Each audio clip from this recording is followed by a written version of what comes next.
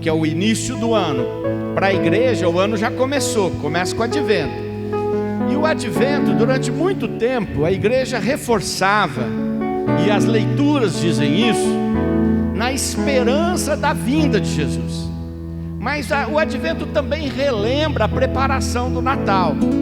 Só que hoje em dia eu vou e assisto as missas e as pessoas falarem, e ninguém quer falar da vinda de Jesus. Eu acho que estão com medo do vírus já ser uma parte que está sendo levada já para o céu, né? Não sei.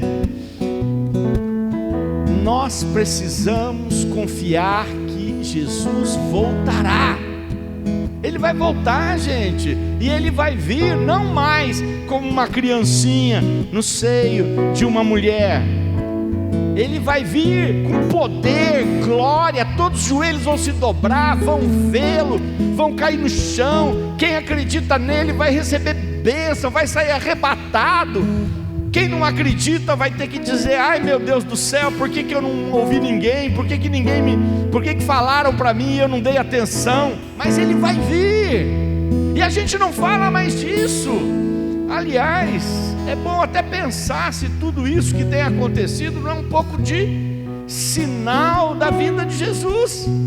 Claro que não foi Jesus que mandou isso, porque isso é do diabo mesmo. Fecha a igreja, mata pessoas, destrói família, dá medo, quebra a vida econômica. Lógico que não é de Deus. Só que Jesus profetizou que viriam tempos difíceis, e que seria bom, olha só, aponta o dedo para todo mundo aqui, ó. Seria bom que nós rezássemos para encurtar esse tempo. Jesus falou, vai ser tão doído que os cristãos devem rezar para encurtar esse tempo. Não sei se é isso, mas eu quero que Jesus venha. O povo de Israel esperava a vinda de um Salvador, e esperava, uma parte deles, que descesse do céu com poder, um anjo imenso, pusesse todos aqueles romanos que os exploravam com impostos, com escravidão, que viesse uma manifestação poderosa. E de repente Deus se faz um de nós, uma manifestação poderosa, mas que a maioria não enxergou até que Ele ressuscitou dos mortos.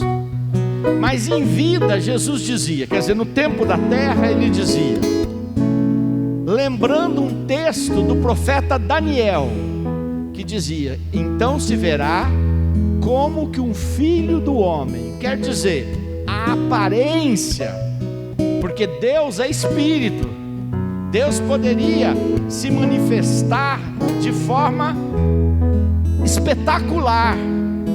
E aí ele dizia: vão se ver como alguém com cara de gente, com a nossa cara.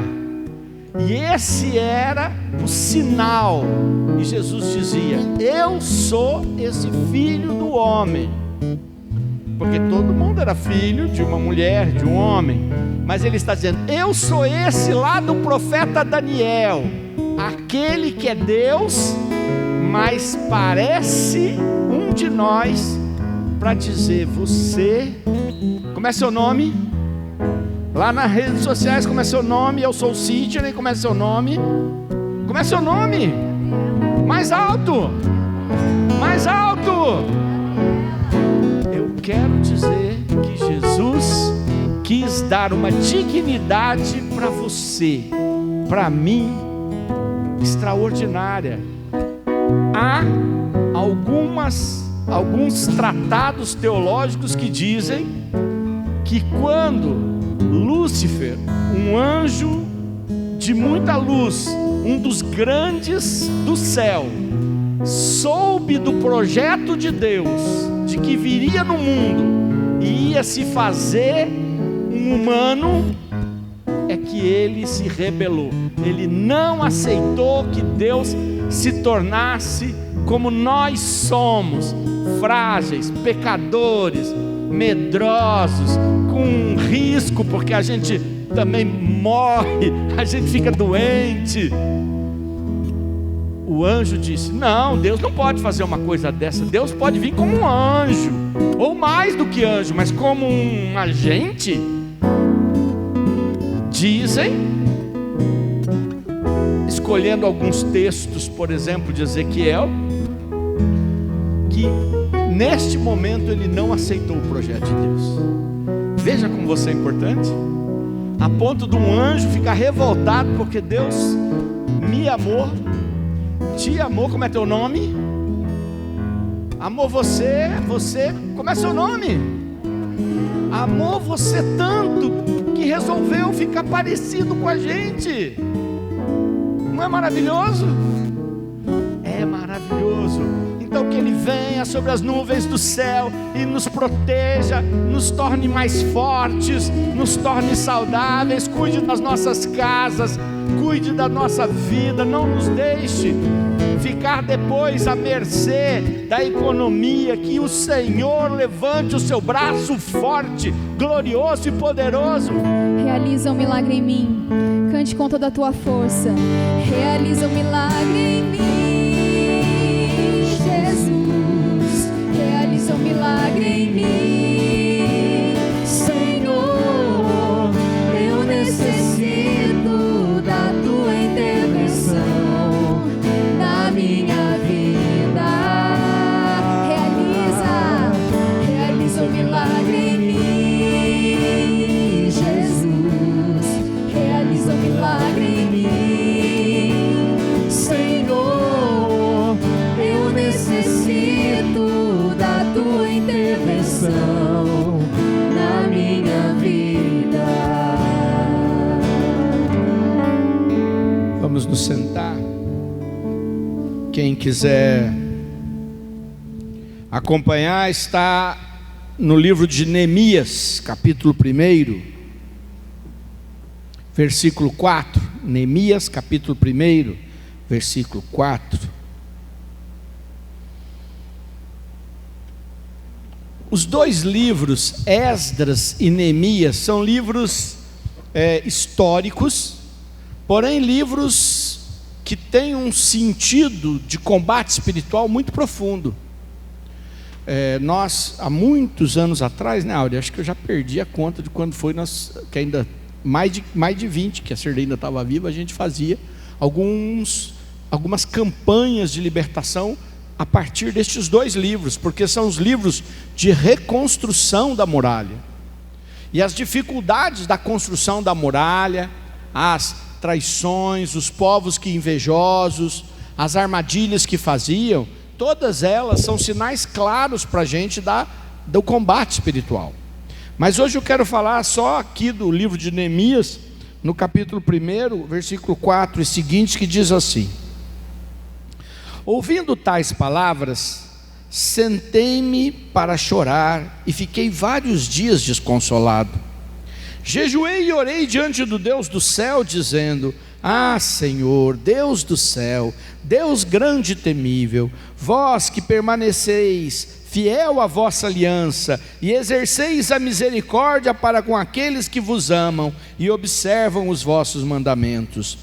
Que vossos ouvidos estejam atentos e vossos olhos se abram para ouvirdes a prece que eu, vosso servo, estou fazendo na vossa presença, de noite e de dia, pelos filhos de Israel, vossos servos, confessando os pecados que nós, os israelitas, cometemos contra vós, porque eu mesmo e a casa de meu pai temos pecado. Nós vos ofendemos gravemente e não observamos as leis, os mandamentos e os preceitos que destes a Moisés, vosso servo.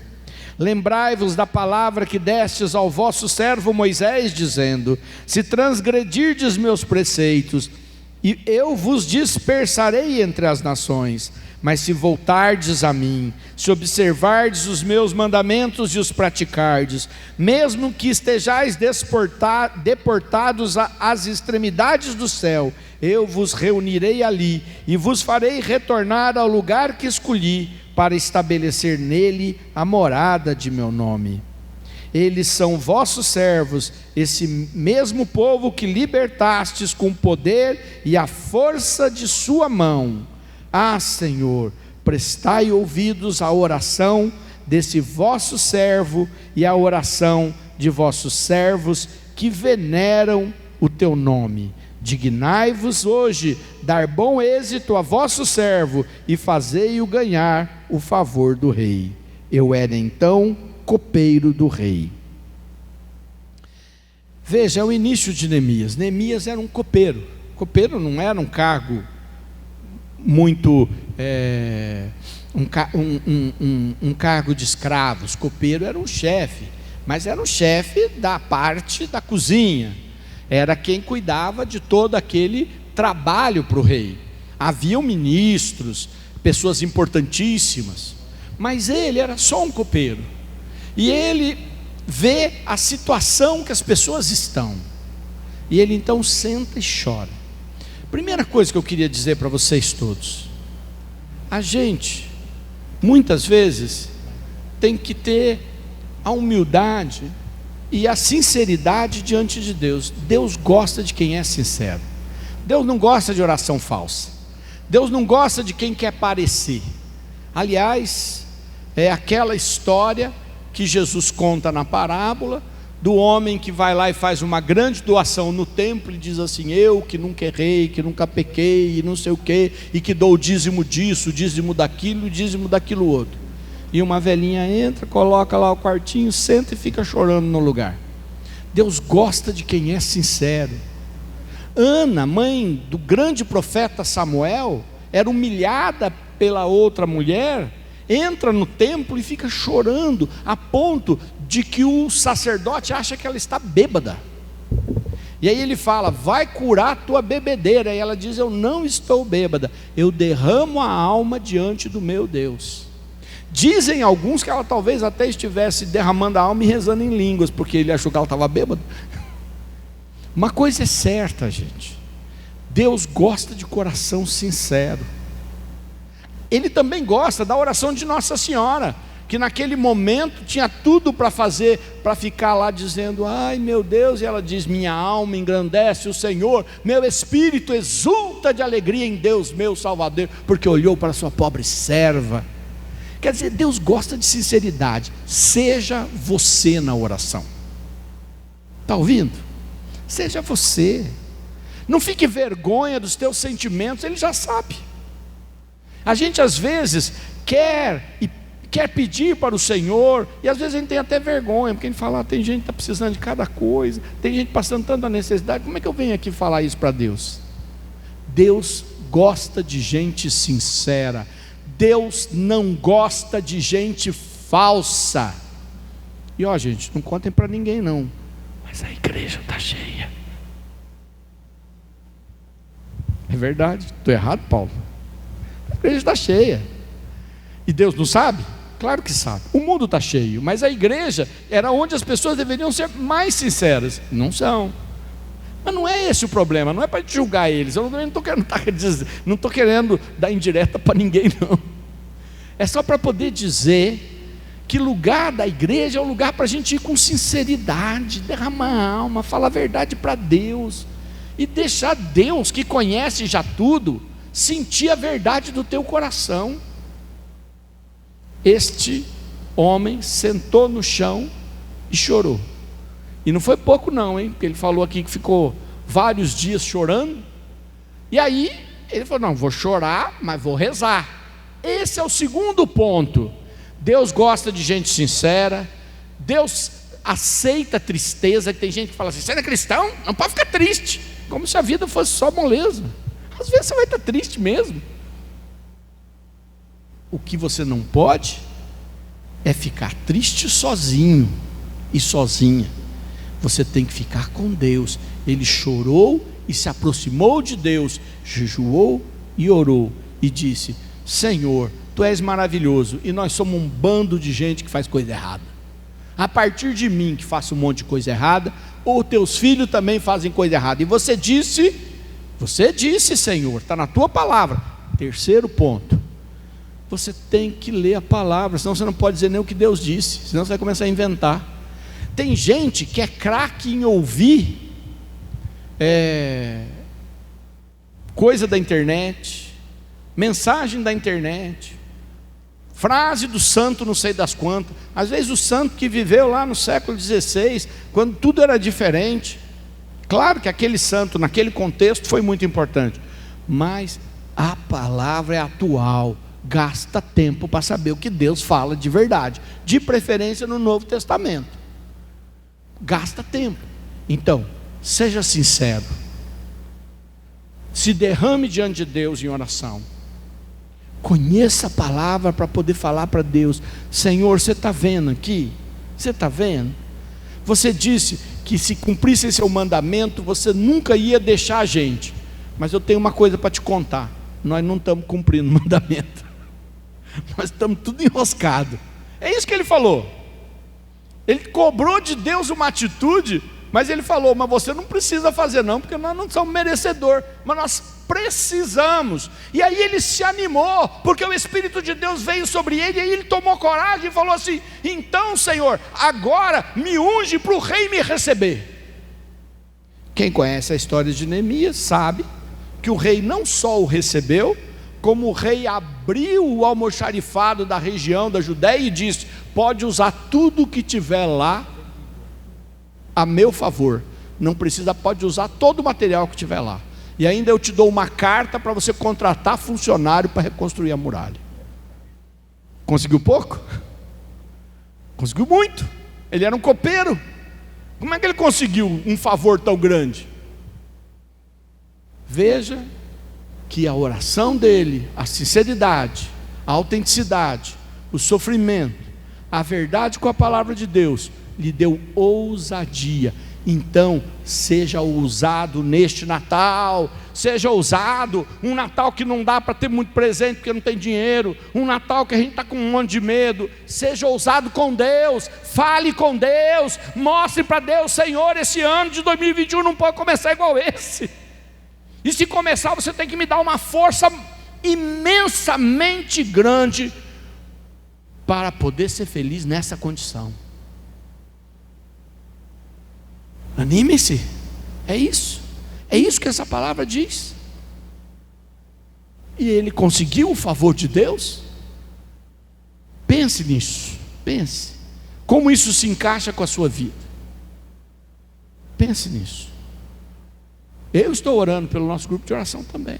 Estou orando para que o nosso Instituto Felicião se torne uma grande força, porque a fé está morna. Ninguém vai aguentar viver só de live. A fé está morna. A fé está morna. Nós precisamos que o Senhor venha, e Ele virá. Porque a obra é dEle. Porque o rei é Ele. Porque o interessado é Ele. Mas eu quero estar nesse bolo porque eu quero ser feliz. E quero ter as alegrias que o Senhor tiver para mim. E Ele tem muitos para você também. Amém? Se você depois quiser ler sozinho, sozinha, refletir, compensa. Fazer essa oração, se derrama, Deus sabe. Falar: Senhor, mas isso aqui é impossível. Eu sempre digo assim: primeiro, que para Deus não há nada impossível, o anjo já falou para a Virgem Maria. Segundo, que se aquilo não for bom para mim, além de impossível não for bom, Deus tem algo melhor e Ele vai fazer. Então eu vou pedir porque vai vir algo melhor. Ou vai vir aquilo ou algo melhor. Primeiro eu vou pedir o que eu quero. Aliás, isso é muito importante, pedir o que eu quero. Eu fui rezar por uma pessoa, a pessoa disse assim: sofrendo tanto, reza, porque eu acho que eu preciso ter meu encontro com Deus. Eu falei: eu vou rezar para você ir para o encontro com Deus. Se Deus quiser te levar, Ele já te leva. Não precisa do meu favor, não precisa nem da minha opinião. Eu vou rezar para você ser curado e sair bom daqui. Ele ficou me olhando, falei: você vai pedir coisa ruim dessa? Será que você está preparado para ir para o céu? Já está prontinho? Então você nem precisava da minha oração, você devia estar rezando por nós. E aquele homem saiu dali. Glória a Deus, glória a Deus. Mas Deus poderia também ter levado, porque Deus sabe tudo, mas teria levado se fosse melhor, e não porque não aguento mais. Aliás, dá uma olhada para as pessoas. Você está com máscara, não vai ter problema, não vai cuspir ninguém. Você vai dizer assim: para de dizer que não aguenta mais. Para. Amém? Amém. Senhor, nós invocamos Teu poder, Tua ressurreição sobre nós, e de forma especial o Seu nascimento, Senhor, nesse Natal poderoso, um Natal que a gente talvez possa abraçar poucas pessoas, mas que a Tua glória se manifeste sobre o nosso país, sobre o nosso grupo de oração, sobre as famílias que participam e que estão acompanhando.